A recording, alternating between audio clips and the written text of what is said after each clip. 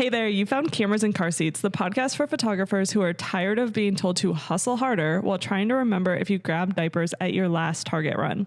I'm Jamie, your destination adventure elopement photographer who somehow manages to adventure with couples while raising tiny humans. And I'm Alex, holding down the Lincoln logs in the Midwest traditional wedding scene, proving you can crush those weekend weddings and still make it to family dinner. If you're editing in the pickup line, scheduling client calls during nap time, or just trying to figure out how to run a profitable photography business without sacrificing your family life, you're in the right place. We're dropping real, actionable advice that actually works for mom photographers. No bro marketing, no toxic hustle culture, just two photographer moms keeping it real about making this whole business thing work while raising our families. So grab your watered down iced coffee. Ignore that pile of laundry for another hour or day. And let's dive into today's episode. Hey everybody, welcome back to Cameras and Car Seats. I'm super excited about today's episode because we are going to do a little bit more mom heavy today. We are going to break down like how we planned our pregnancies, working a wedding pregnant, figuring out postpartum. We're going to do the full spectrum today. Yes. And we'll have different perspectives that we can chat about too, because I know that like for one of us, we balanced breastfeeding and shooting weddings, and the other was like formula. And then during different seasons too, like did we plan our pregnancies around our wedding seasons and what happens when we don't and all that type of stuff? Well, and like this question, I feel like gets brought up every year in Facebook groups. And I know we try to answer this question for people when we have, like, I've answered it the best I could when someone has asked me, but I feel like now we have a full, like 40 minutes to just break it down. Yes, yeah, for sure. Definitely. So would you say that, because I had two of my girls, I have three girls. So I had my older two and then started my business. So they were younger, but then my last pregnancy was the one that I really was able to like plan around. And like, that was the first full season that like I was pregnant, I was breastfeeding, I was doing all the things and really got a handle on like, okay, this is how we juggle this. Like, this is what's happening. So what was your situation like? Did you like plan your pregnancies around your wedding seasons? So I definitely did. And I feel like that's not the way for everyone. I was definitely lucky when we decided we were going to have kids. I got pregnant by my husband looking at me, and it wasn't like a struggle in that sense, but our very first pregnancy, we lost in a miscarriage. So that kind of sucked. But, when we decided, like, did we want to wait?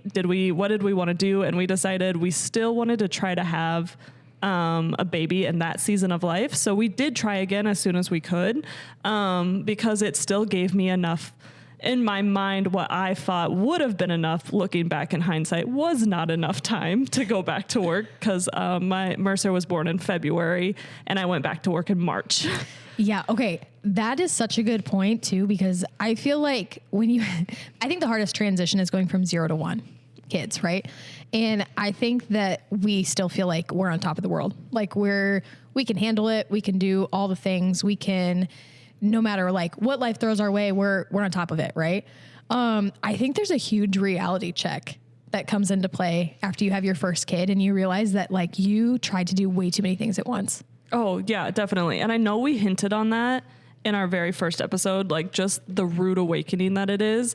But I feel like even when you're first getting into planning your family life, of course, like you don't know what you don't know. For us, it was easy to get pregnant. We didn't have that issue. So that's why I was just like, okay, let's just see what happens. Let's try to plan this pregnancy in my off season, which for me, my off season is typically November to February. I do dance in the spring in March and April. And then wedding season for me is usually the end of May to October. So that's why I was like, as much as I would love a summer baby, I was like, this isn't going to happen.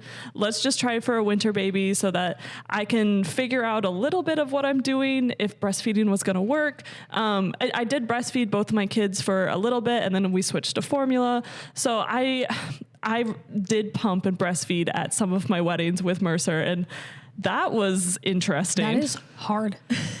Yeah, that is really hard. I breastfed all three of my girls, but like I said, with the first two, I was at home. And so having the learning curve of learning how to like pack coolers and ice packs and making sure, like seeing if there's a fridge at the venue that you're at, like you already look like you are staying the night when you go to a wedding, like with all the bags and stuff that you have. Yeah. And then when you're breastfeeding on top of that, you also add like coolers and a pump bag and like probably another cooler full of snacks, because when you're breastfeeding, you can drink enough water and eat enough snacks to like feed 10 people. Not to mention a change of clothes in case like you leak, or if you need like, when I was pumping at that one wedding, I legit like milk. Oh yeah. Yeah. I had like a normal, like a Spectra breast pump that would like plug in to the wall. And then halfway through my wedding season, I ended up getting those like the cordless ones that are like you can just put into the cordless, not the Willow, the other brand, the LVs. Yes, that's what I had too. Yeah. Yep. I liked those. It's just unfortunately my breastfeeding journey was very hard, and switching to formula was better for my mental health, because then I knew that my children, well, at the time, like it was just Mercer, like he was fine. He was getting taken care of. Like I didn't have to worry about the food aspect while he was a baby, while I was at work. Right. I think I was able to do it simply because like Saturdays were the only days I really had to pump. Like I would pump every now and then just to make sure I had extra too. But like if I had to do that at a regular, like 9 to 5, like so many women have to when they go back to work, that is so hard. Pumping literally destroyed my mental health with Mercer. It really so did. Hard. And that's why when I went into like baby number 2 wedding season with 2 kids, I told myself from the get-go, I was not going to beat myself up this time. If breastfeeding didn't work out again, I wasn't going to beat myself up. Right. And the funny part is you don't see the other side of it until you are on the other side of it. Because with Mercer, I was distraught. I thought I failed. And then like once my milk had dried up completely, which for me, like legit, it was just gone. And like once I was like a week or so on the other side and like those hormones have cleared, I was like, oh, okay. It was just, I just wasn't in the right state of mind. Like I'm actually okay. My baby's okay. My baby is fed. My baby is happy. My baby is loved, and everything is fine. And like we had issues with Mercer, with both boys. I don't know about your kids. Like we were also dealing with spit up issues. Oh, yeah. Mercer was way worse than Jet, but and granted, breast milk formula, we went through a couple different formulas. We realized that European formula, Mercer, both boys did way better on European formula. They did not have as many spit up issues. So I think that was like also a struggle, because it's like business, weddings, trying to figure out what formula to feed them, because like breast milk was just not an option. So I had to cut dairy with both my babies. Yeah. And then I cut it now again too, just because. But if we were to like circle back around, both of us, you had 2 kids before your business. And then you had Evie, your youngest. She's a February baby. So you had a off-season baby. And then with Jet was a November baby. So I feel like both of us can talk about how February babies, we had to go back to work. But then like my November baby, I actually had to hire an associate. Yes. Yeah. So I know that like next time around, I know we want one more kid. And if I could pick a date for me that works, I would definitely have a December baby. I think that's perfect. Like that timing is just great, because then you have a few months at the end. I would just I can't say enough how much I recommend giving yourself time, because you never know also like what's going to happen. Like, are you going to have a C-section? Are you not going to have a C-section? Are you going to like, is it going to go smoothly? Are things going to be complicated? Like you just don't know. And so being able to account for that too is huge. I mean, I was not planning on having C-sections. Exactly. Yeah. And I've had 2 C-sections now, and my recovery with Mercer was hell. It was not pleasant. And I was trying to be my stubborn, successful self. Yeah. And going back to work with Mercer in March, April, that really hurt. Not only because it was 0 to 1, but because I refused to admit that I was still in pain. Yeah. And like my C-section, like my incision was still fresh, but also just because of how Mercer's birth went, my body just went through everything, because I was fully ready, natural, and then it ended up being a very unplanned C-section at 2:00 in the morning. Ugh, yeah. Ugh. I think another thing too is making sure that you have friends in the industry. So I know we've talked about this too, where like when I'm pregnant, I love postpartum. Like I love that resting time. I usually like do pretty well postpartum. My pregnancies are awful. So shooting weddings while I'm pregnant is very difficult for me. And so having friends in the industry too, that you can lean on when things get hard. So like when I found out I was pregnant, I actually like look back and did the math. I think that I was like 7 weeks pregnant when I was super sick. And I had a wedding to go to, and I actually messaged you and I was like, Jamie, I need help. Like I had to go to the doctor that morning. I was on like 3 different types of medication and I could not function.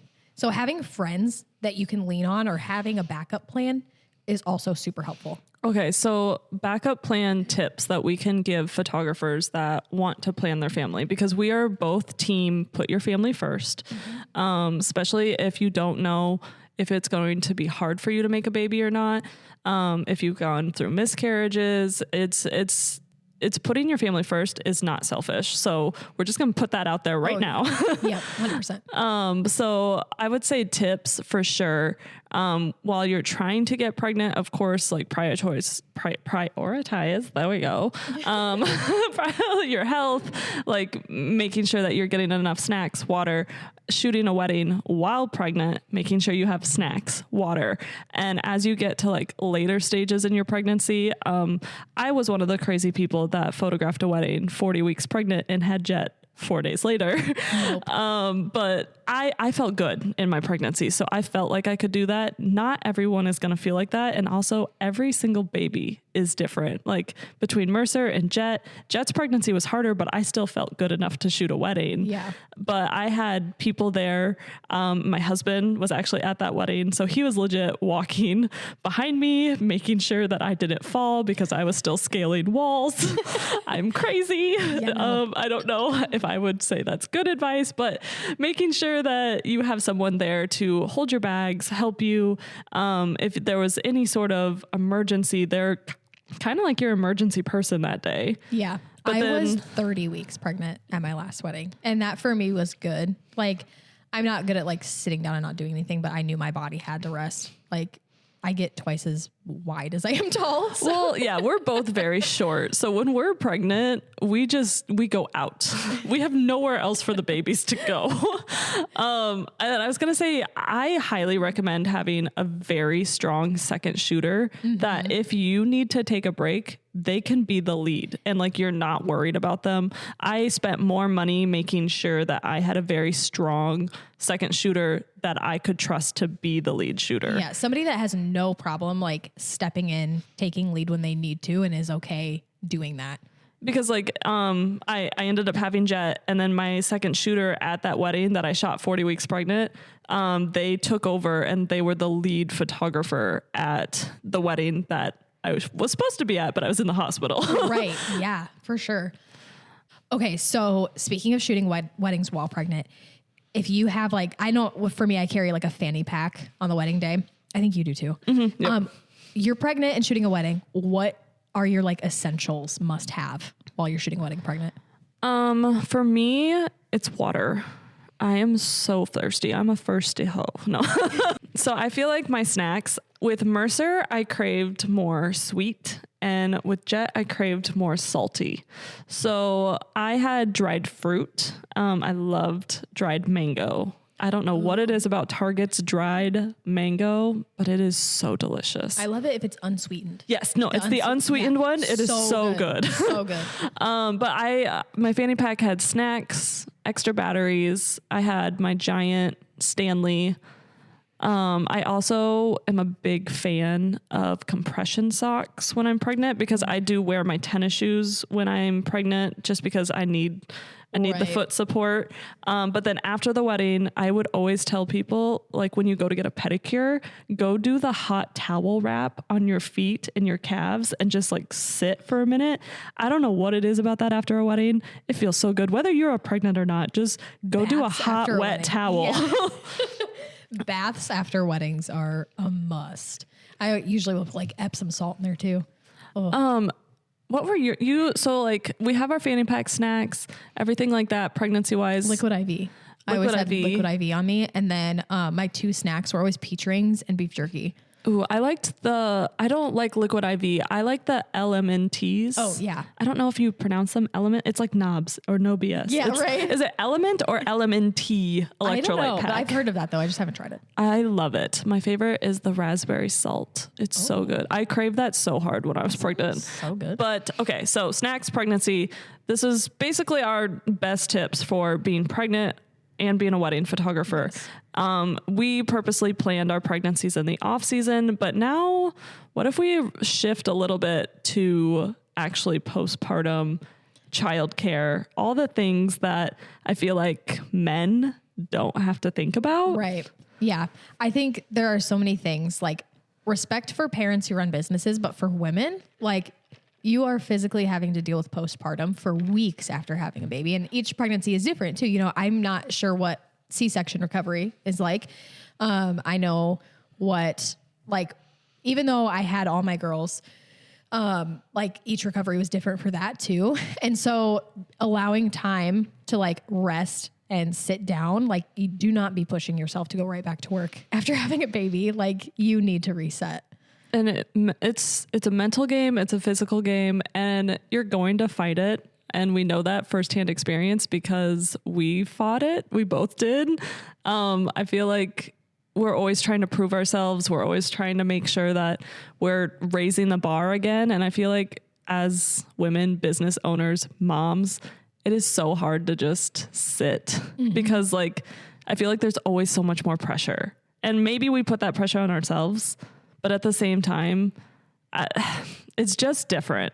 Right. Well, and I think too, allowing yourself to not only just like rest, but that rest time is crucial in your creativity. Like, Oh yeah. I feel like the longer that I'm just like constantly working and constantly thinking about it, I'm not allowing my brain to like have that rest and then turn around and be like, oh wait, actually, what if I looked at it from this perspective or this perspective? Cause I'm just wearing myself out so much from never giving myself a break. And then, so the funny part is, right, it's off season for me. I've been done with my editing for a couple weeks, and I literally found myself missing wedding season because I already have ideas and I'm like, oh, it's because I'm letting myself rot. Yes. Yeah. It's so crucial in that creativity. Like you just have to let yourself, and not only that, but like, I know it sounds so like cliche and everybody says this, but genuinely being able to put everything on the back burner and sit and focus on your time with your newborn that you won't get back. Like you won't regret spending time with your newborn as much as you can. You will regret overworking. Oh yeah. Oh, for sure. Like literally, I wish I could go back and just snuggle my babies as newborns again, right? Just one more time. Cause they were just so cute. It's fine. Just have another one. Oh my God. Mark, no. Okay. So during wedding season, right? What do you do with your children?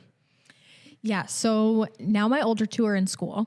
So I'm able to have that time while they're there. And then my youngest, it depends on the day, but so typically I will be able to get work done over nap times and kind of just like go with the season of the day, or my husband will be able to have her and I can get work done. That's awesome. Okay. Cause like flip side, my perspective, and I feel like this is also a lot of other photographers' perspective. My husband has like a 9 to 5. He has a normal Monday through Friday job. And then I am home full time with both boys. I actually just enrolled my oldest into preschool, which is going to be, I think, harder on me.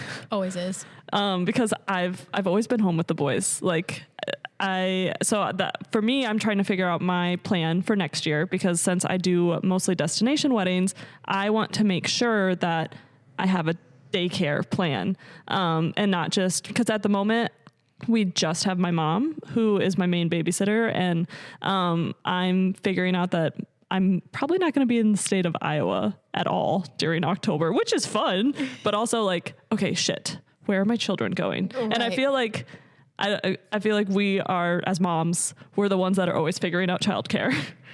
Yeah, for sure. I think, and that's like, it's hard too with every situation because every situation is different, but you are going to want to like, okay, well, this is why I have this job. So I'm just going to stay home with my kid because that's the fun of it. And that is great, but I would highly suggest at least even just one day a week. of having that day where you can sit and just work uninterrupted and getting your kid to a daycare or having a family member watch them or something, just so you can feel a little bit separated. Because I know for me, when I was trying to like be a mom and work and do all the things at once at home, like you get burnt out quick. I mean, that's what we're doing right now. Both of our kids are with childcare right now so that we can hang out and we can podcast. Exactly. Breaking the fourth wall. That's what we're doing.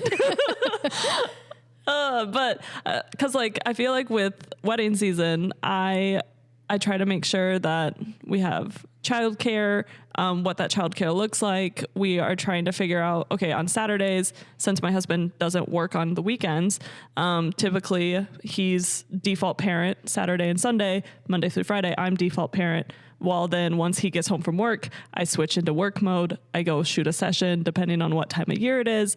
Wedding season, I'm prepping for weddings or elopements. I might have to travel because if the wedding, say, is on Saturday, I usually leave on Thursday. Yeah, for sure. And yeah, kind of knowing that like the different seasons of life too, like I know we've talked about this before, but with each kid, like it's just so different. And so once they start going to school, you kind of get that freedom back a little bit. But when they're younger, that's the time that you have to kind of learn those like boundaries and stuff like that. And I feel like give yourself grace. Yes. Because like so much changes in that first year. Cause you're like, oh, okay, I'll do this for babysitting or I'll stay home. And then you're like, shit, it's midnight. When did I edit? Right. And not that it's like easier as your kids get older, because it's harder in different ways. Like now I'm having to deal with like soccer games on Saturday mornings and practices after school and all those different types of balances too. Basically what we're saying is we don't have a complete solution for you. We're just letting you know if you kind of feel like there's chaos, it's normal. Yes. Yeah. Well, and that you're not alone in that, and that you don't have to look at somebody else's like life or schedule and be like, oh, wish I could do that. Like you have to just make your own. Right. And like everyone's family is different. Right. And it's okay to be like, or to say no to certain things because either you don't want to step away from your family or it's just not going to work into your schedule. I say no to a lot more things, but then I'm able to say yes to things that I really truly love while also still maintaining the life at home that I want to. And I feel like between the both of us, that's our main goal is we want to support our family, be there for our family, still have fun and be ourselves and be our own person and be our business. But like, we're not trying to just be one thing. We're trying to just be a well-rounded thing. Yes, exactly. And yeah, like it's not, I know we've talked about this too. It's like, it's not my end game to like live in a mansion in a fancy, like I just want to be happy, to be comfortable and to have time with my kids while also doing what I love. Okay. So if we were to wrap up some of our rambling, let's just like rapid fire questions. So in our opinion, it was easier to try and plan our pregnancies in the off season, yep. But say somebody can't and like they are just trying for a family and that means they get pregnant in on season. Mm-hmm. Find someone to help you, find them right away and have them follow you and train with you that whole time. Oh, for sure. I was going to say like, what would you do? And I'm like, yeah, that's exactly like I would find somebody that I trust and have them shadow me everything I did. Everything. And I feel like, okay, so I feel like we should elaborate on that a little bit more because I don't think that has crossed a lot of people's minds about how if say you were pregnant and due in June, because June is always busy. Right. When you say you would train someone and have them follow you, can you just like break that down for a photographer that possibly has no idea what you're saying? Yeah. So I don't know. Can I say a hot take? Hot take. Do we hot take here? I would not be posting in like random Facebook group asking for somebody 2 weeks before you need them that you don't know for your clients. Oh God, no. Like I will say I see far too many posts that say, hey, I need an associate for X date. That's not super far out. Can somebody cover it? And I don't even know if it's necessarily how we feel like it's a little selfish, but in our mind, we always feel bad for the client because the client invested their time, their money, their trust. Honestly, the huge thing is trust in your business. And if you're not going to ease them into like, yes, your contract covers you if you get pregnant. For the most part, everyone should have that in their contract. But it's still like a human to human thing. Like, hey, I know you trusted me. I'm going to have this person that I'm training. They're going to know what I want, what I expect. They're going to be there on your day. I'm still going to take care of you though. Exactly. I'm not going to just keep a wedding for the sake of keeping a wedding. No. Like, I would say either A, you train someone, and I can walk through that in a second, or B, you hand that wedding off to someone else. Well, and again, that hints on having friends in the industry. I would rather send a wedding to you, which supports your business and your family, but also knowing that client's taken care of, and also knowing the guilt in the back of my mind. Like, did I just keep this for a paycheck? Because that's not what I want. And I feel like I want my client to know, like, I'm putting you first while also putting my family first. And this is the best that, like, this is a win-win for all of us, Yes. even though it's still a little bum, because of course I want to be there. I have FOMO, but I don't want somebody random showing up to somebody's wedding day that I don't know. I don't know how they're going to interact with my client. I don't know how they're going to shoot something. Or interact with family members, Exactly. the wedding party. You just don't know. And I feel like that's just too much risk. Are they stressing my couple out because they're trying to keep two on the timeline? Like, are they, like, there's just so many questions. And so what I would do personally is I would find somebody, and that person would probably come from, that community of people that I already know. And so find your community of people and find somebody you trust. And then when you take them with you to shoots, like, walk them through how you treat your clients, how involved you are in the process, how you shoot, what your settings are, how you get your couples to pose, like, have them physically go with you to sessions and see how you do things so that you're leading your clients with the best experience possible. Which, if you don't have that community yet, we're not saying like don't post in a Facebook group, but just post in the Facebook group early. Like, hey, I'm looking for someone that I can train in my style as an associate. You don't even have to say in the Facebook group, it's because I'm pregnant. Right. Like, you can just say, hey, I'm trying to find someone that would work alongside me and assist me this year. And like, people are still going to respond to that.